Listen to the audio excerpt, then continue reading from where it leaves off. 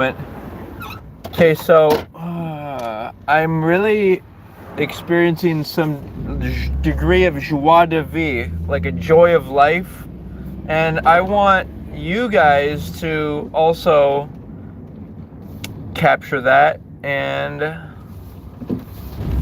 I want to and manifest it in your life. And so it starts off with my religion, because however people operate is indicative of their religion. Some people want to call it a culture. Some people will call it their style, their lifestyle. Some people will say, well, everyone gets to do their own thing. Or some people actually identify with a particular established religion. I would consider shieldheart.org an organization. I would say it's pretty much a religion, because not only does it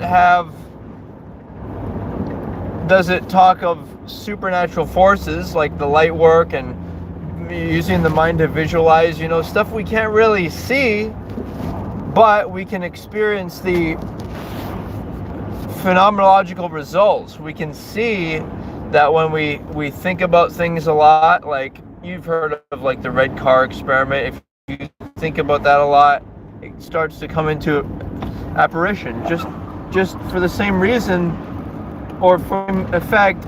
When you think of anything else a lot, then you also like smiling people. When the light work that I do involves smiling people, and that's another thing that and the mind will default think of negative things, right? So you want to actively be thinking about positive things, constructive things, and that's the mind. So that's the magical aspect of, so to speak, my religion. And I say my religion not as in because I am the progenitor of it, the conceptual designer of it, but because I use it. So it doesn't really matter if you lots of people have lots of great ideas, but do they put them into effect? Do they apply them?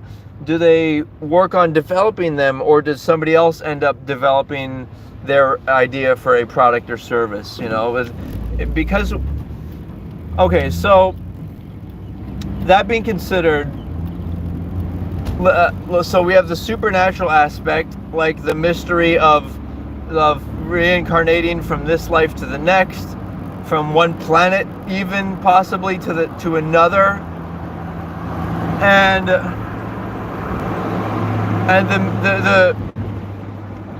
the magical, perhaps even intimidating mystery that is existence itself. It's like, what created everything? What was before it? Well, my proposition is that is bright white light. But what about an actual God? Because what people don't get is you can't really worship something that's not physical. You have to worship something that's physical, because worship involves visual. To worship something, I don't know the actual definition of it, but it's like it requires some type of consumptive quality, I would say, be it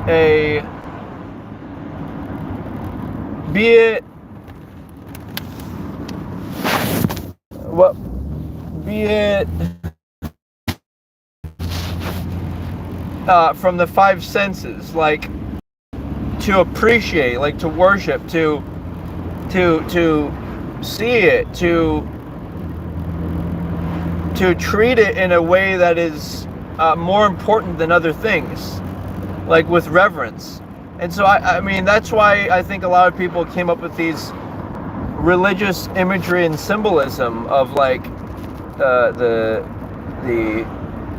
crucifix or the Buddha, or there are other religions. There's There's even this one where a lot of my inspiration comes from, at least some of it for the light work, like visualizing light through the third eye.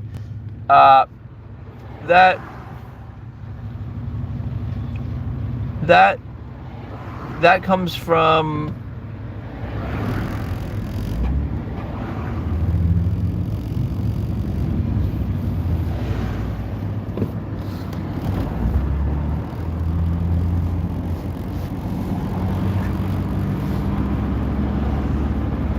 like, where does that come from? That comes from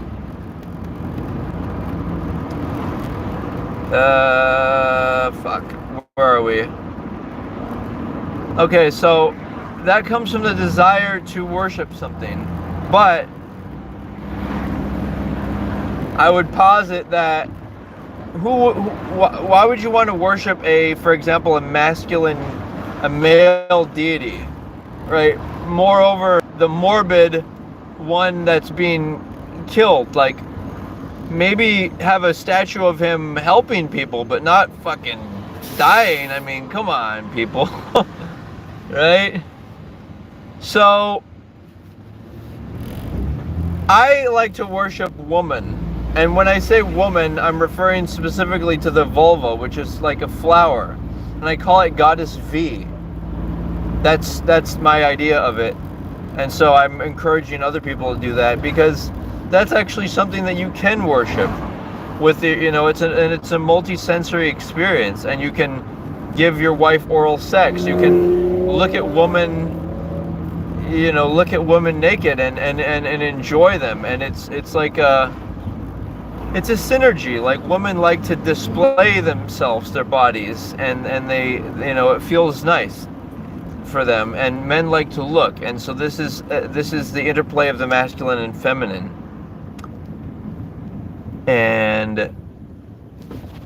But there are other ways you can worship woman as well. It's also about, like, if you prefer the same sex as for marriage, obviously for lesbians, that's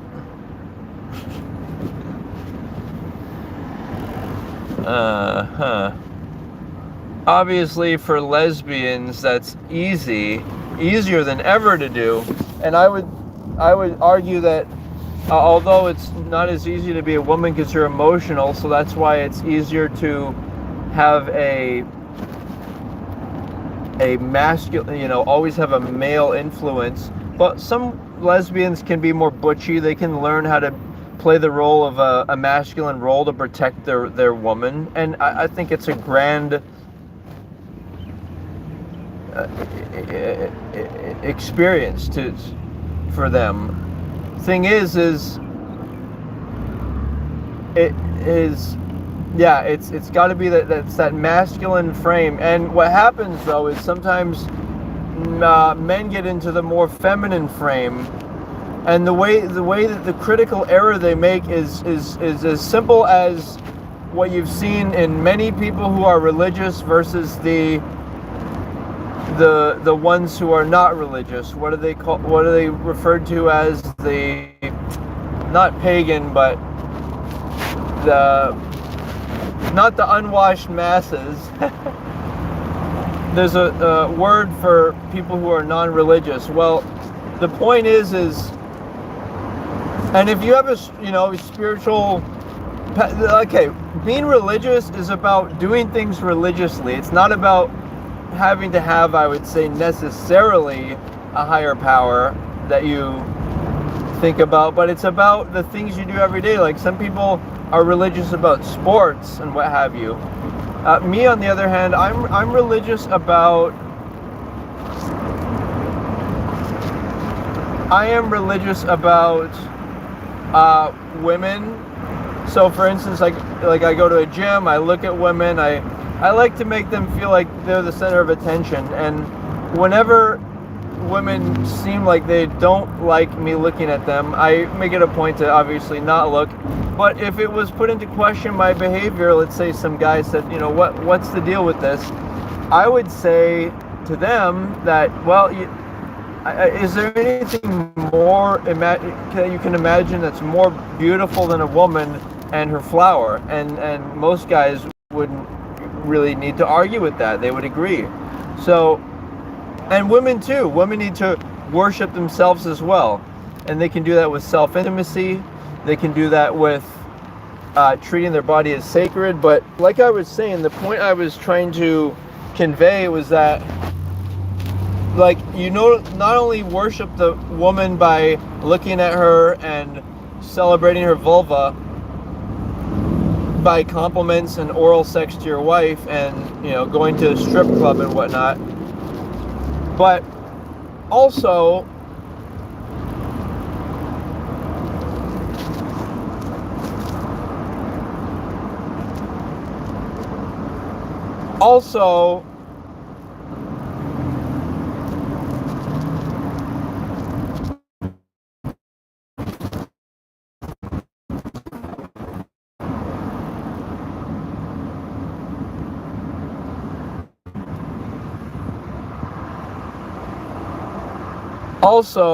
by a sacred marriage. And by treating people as if they are your brothers and sisters, even though they're not. But no, let me rephrase that. Treating people like,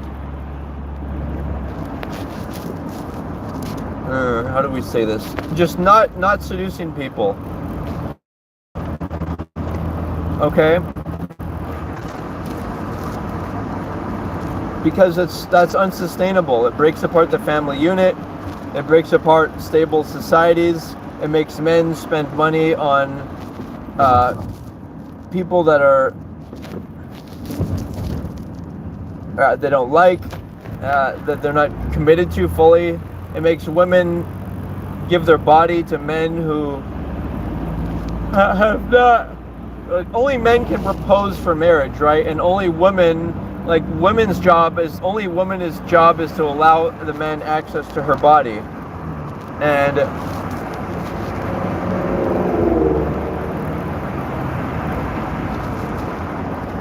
so one way to worship women is to masturbate, because that allows you to control yourself and your desires. One way is to not try to seduce anything besides a formal marriage, like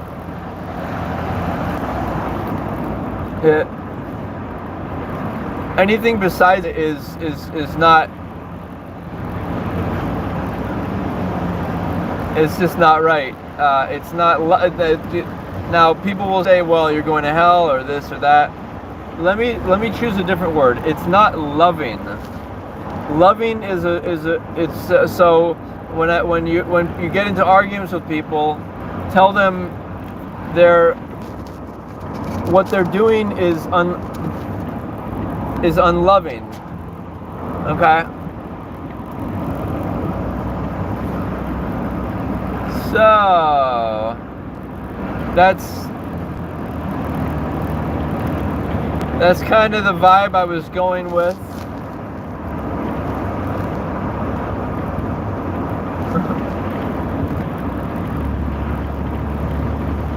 And yeah, it's all about worshiping woman, and that I feel like that's the only sense of peace. Now you might say, well, what about other forms of sexual expression and activity? Yes, it's fun to receive oral sex from a woman, to have intercourse, to engage each other in all types of ways beyond just oral sex on the woman. But oral sex on the woman needs to be seen in the same light as a monk who is practicing austerity and doing a ritualism, a routine of going and praying, and that's basically what you have to do for a woman. Now, it's not a biological drive per se to give oral sex. It's pleasurable, but it's different than, say, the urge to get off and use the woman with PIV, penis and vagina intercourse. See, it's different. So,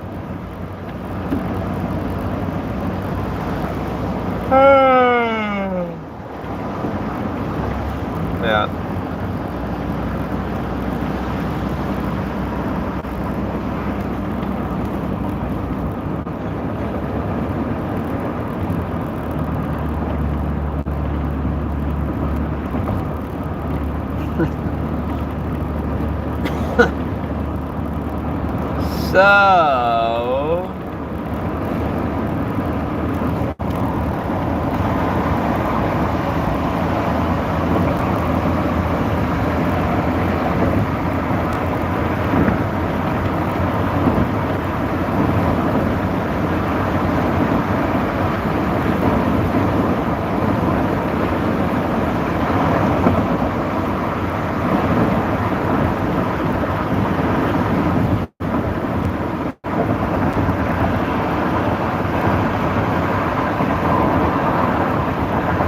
So, those are my thoughts.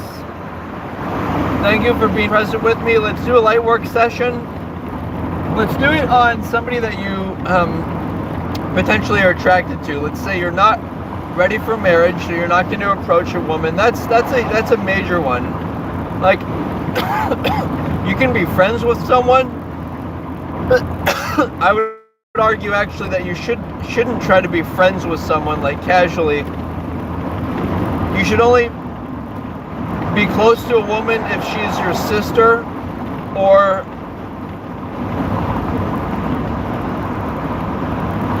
your wife. So, for instance,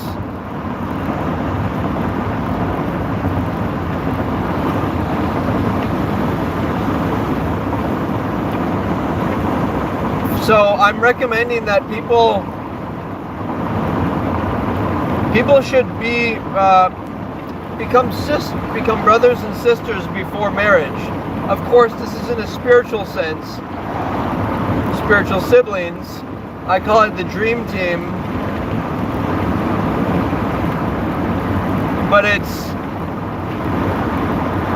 or VIESFAM, VIESFAM, values, interests, equal, family. So it's someone you consider as an equal, that, you know, you're, because you have the same values and interests. And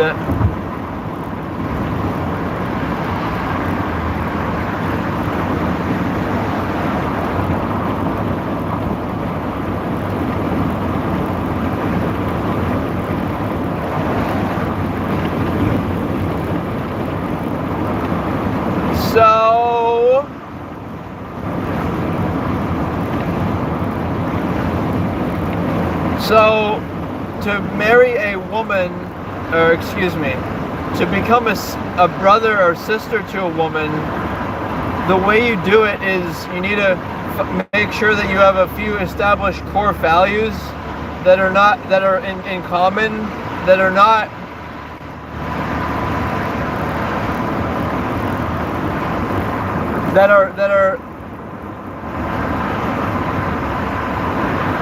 absolute musts. Like, for example, what are your absolute musts? For me, it's a person has to absolutely be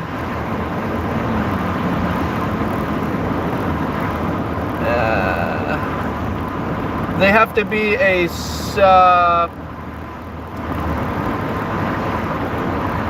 either no premarital intimacy.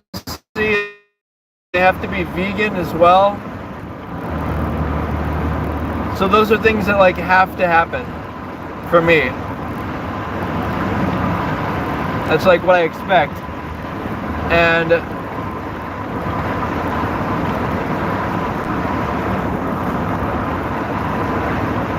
so yeah, that's basically it. But you know, when you are thinking of someone's you're attracted to them, and you want to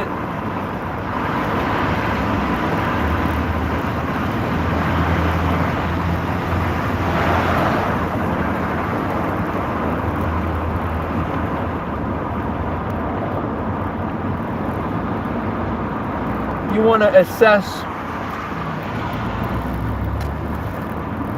whether or not they are your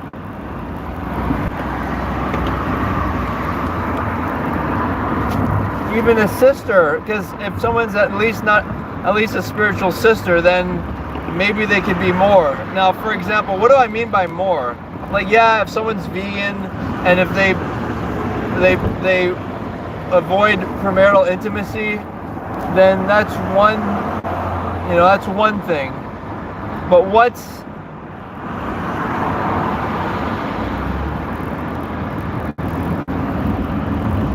going beyond that? Like, what's like, I have more specific certain like goals and activities and certain kinds of like vacations, basically very lifestyle specific, that I'd like to do with my wife that I wouldn't expect to do with my brother or spiritual sister. So yeah, those are my thoughts.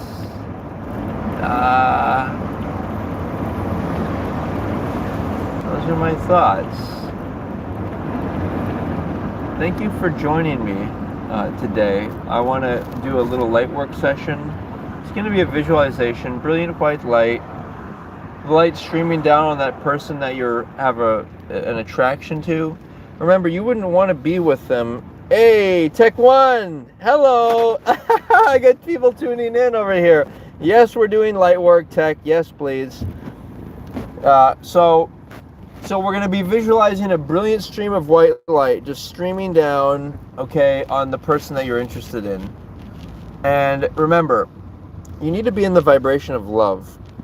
So what that means is not only loving yourself by listening to yourself, writing down ideas you have, so you feel like you're being heard, liking your own social media posts, all that type of stuff.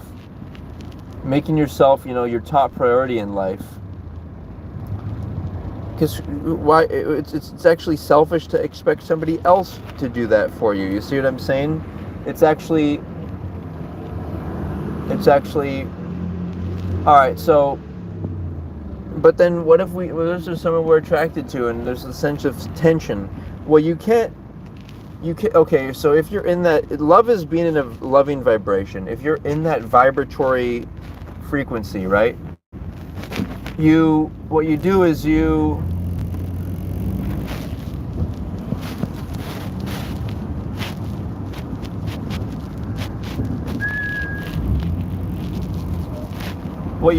basically, you're imagining that brilliant vibrant. Okay, so you're imagining that brilliant white light, right? And the light can't, that love and that light can't exist if you were to, I wouldn't want to be with anyone at this very moment. I would not want to have sex with anyone right now at this very moment whatsoever. Even if it was an existential crisis for humanity, I would rather artificially inseminate the woman, shoot off in my hand, give it to her, than have, you see what I'm saying? That's how in the vibration of love I am, because anything that's premarital intimacy is unloving. And so if I was to do that right now with a woman, to try to seek intimacy or do it prematurely, then what that would mean is that I'm in the vibration of lust, which is a lower frequency, which you can be in a vibration of lust in the privacy of your bedroom, either with yourself or your significant other, your spouse. By the way, with these terms like significant other, lover, boyfriend, girlfriend, partner, person that I'm seeing, I'm dating, I've been, talking to, it's all nonsense. Even fiance, in my view, is inconsequential, because it all suggests a lack of commitment and true intense love.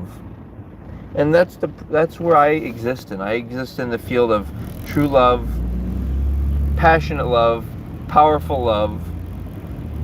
It's like there's really two emotions. You may have heard this if you're studied spiritual circles. There's love and there's lust. And so the way we get into the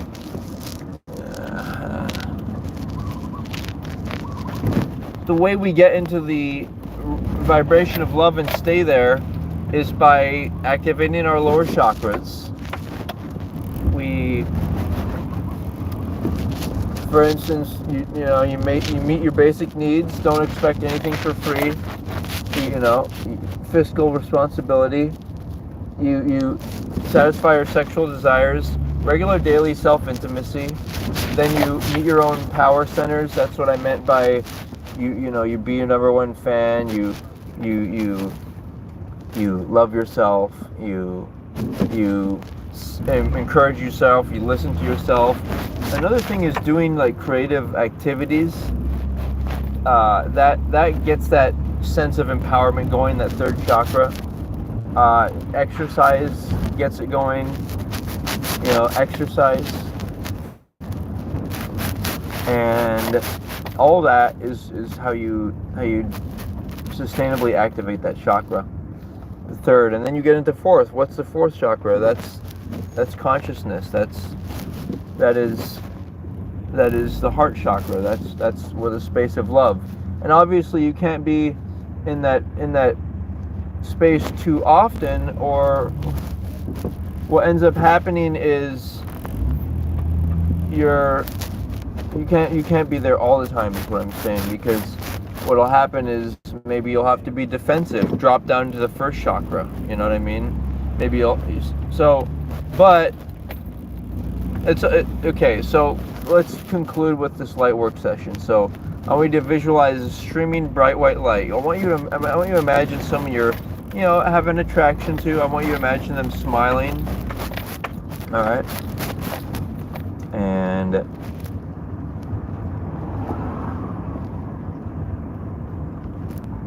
imagine the light streaming down on them. Really think of the person, please. And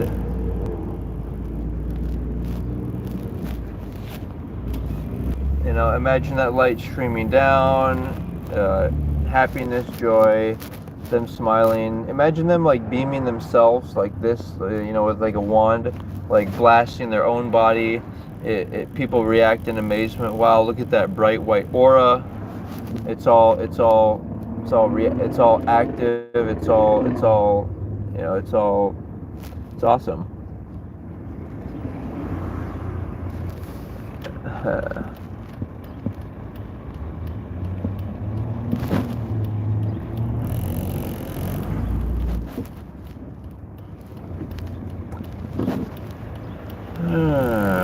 I know what I'm gonna do.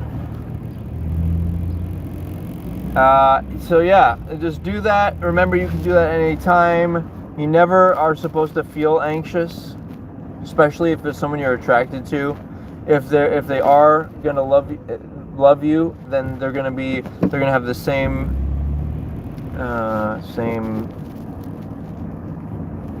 they'll have the same values as you, and you won't have to change them. You know what I mean? You won't have to change them.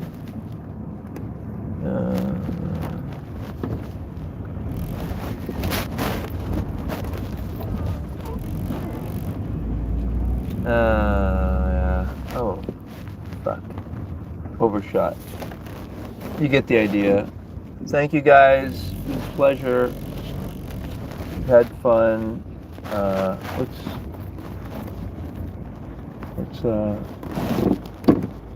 Let's talk more soon.